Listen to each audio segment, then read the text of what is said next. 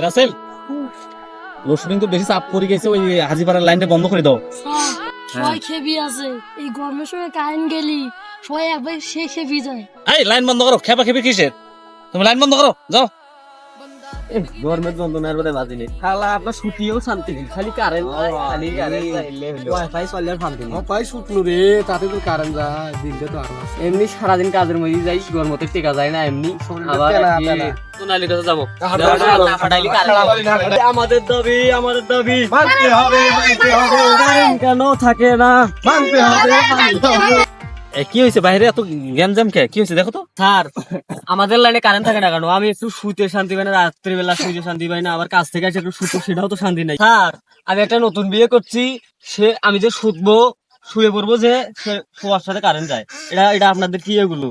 Current বিলের সময় তো মনে করো 5 টাকা যা 10 টাকা নাও, বিল তো লিখে দাও। বিলিভের কাজ তুমি 700 টাকা বিল দিচ্ছ, এটা তোমার কি? তোমরা যেভাবে এখানে ঝামেলা করতেছো, এখানে ঝামেলা করা যাবে না, বুঝছো?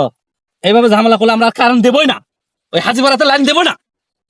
কারেন্ট দেন তোর পলসির মধ্যে আর থাকে না, পলে লাইন আসু যায়, এলাই যা পল নিয়ে আয়। এই তুমি আমাকে পোলানোর ভয় দেখাও, হ্যাঁ? এখনো তোমার নামে মামলা দেবো আমি, জানো? তুই কি কইস? তুই মামলার ভয় দেখাইছে, একে ধরো। এ, ঘরে- ঘরে-